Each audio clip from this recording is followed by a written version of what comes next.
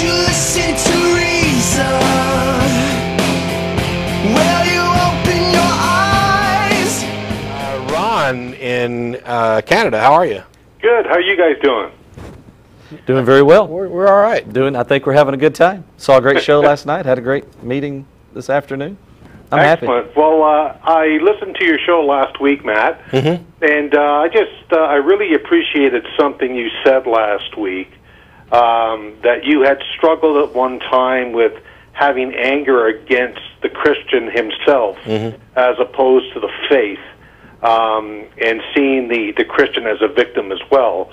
And that really meant a lot to me to hear that, because I found myself exactly the same way, being so angry at Christians, thinking they're so stupid, not realizing I was one of those stupid people.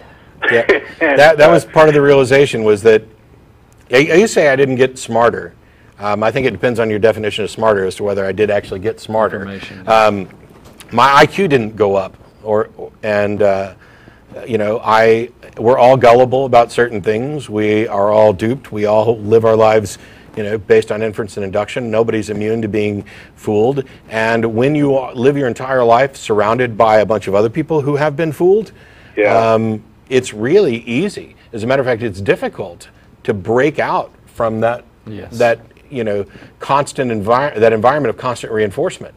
Absolutely. I mean, you know, I was a Christian for 24 years and went on a 2-year journey and became an atheist. It was a long process for me.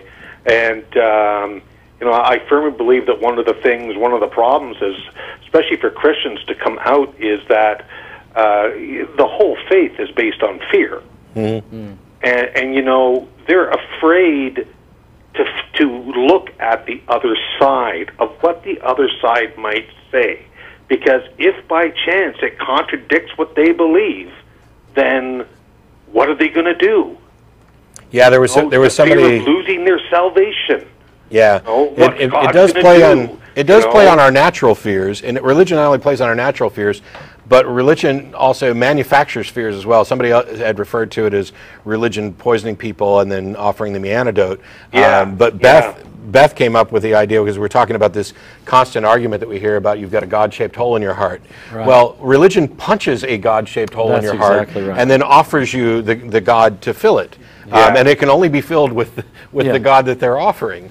And you can't forget that religion is more than just showing up for Sunday school or attending service. Religion is our culture. It's the place that we're at in history today. And so that hole is punched in your heart from a lot of different directions. The other thing that makes it difficult, and which causes me to have sympathy, is, as I like to say, the same people who taught me the sky was blue and that the stovetop is hot are the same people that taught me what I was feeling was the Holy Spirit. The same people that taught me the fundamentals of my religious experience. So as a child, it's pretty difficult to know when to shut off the learning.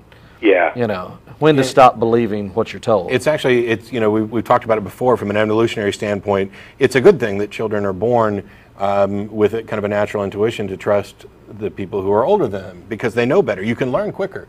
If we had to learn everything ourselves, so society would never progress. You'd not see any really big changes. But we have the ability to stand on the shoulders of all the people who have come before us. We take shortcuts to learning. This is what allows us to make grand leaps to why, you know, I've got a cell phone that talks to my car and I can navigate around with it and all that. I mean, we would never have gotten there had it not been for this ability. But what it does is it imposes upon us an overdependence on authorities and perceived authorities. We can't all be experts on everything. It's absurd. We can't all learn everything. Even experts in a particular field cannot reasonably be expected to know everything about their field. There's just too much information. That's right. And so we tend to rely on things, and the only damage that's done is when we rely on authorities without question, or when we over rely on them. David Hume has one of my favorite quotes, I think it's my Facebook quote, which is, the wise man apportions his belief to the evidence. And we should apportion our reliance on authorities to the degree, first of all, that we even understand what the authorities are saying. Right. The recognized experts in the field. Yeah. I know next to nothing about cosmology and stuff like that. I recognize that Lawrence Krauss is an expert in this area, and I try to do my best to understand what the scientific experts are saying about early models of the universe and things like that. To the extent that I understand them, I can say, yeah, I guess I kind of agree that that's the model that seems to be working, that seems to be producing results. But I don't claim absolute. Well, I don't claim absolute certainty about anything. But I don't even claim a high degree of certainty about the big questions. You know, Big Bang. Yes, a Big Bang happened. We've got observations from cosmic microwave background radiation. Yeah. But my understanding of that field is so minuscule that it could, from where I sit, it could turn on its head tomorrow. Yeah, it could turn on its head tomorrow, and I'd just have to say, okay, well, you're just having faith in the experts. No, I'm not. I'm not having faith because, first of all, I have good reasons to trust the experts in that field. Yes. And second of all, I am not asserting that they're right. And science doesn't assert that it's discovered truth. Right.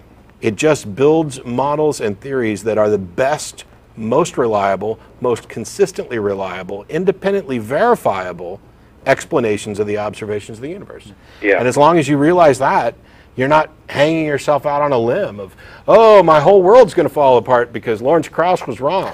You know, Yeah. And it's nuts. On top of all of that is also just life. Yeah. Day in, day out life, where you're trying to pay the mortgage, you're trying to raise the kids. You know, do you really have time to go get a theological degree on the side so that you can, you know, debate the Southern Baptist guy who's witnessing at your door? There's just there's a lot to this, and real life does get in the way of becoming an expert in things that ultimately end up being very important. Why are you picking on Southern Baptists?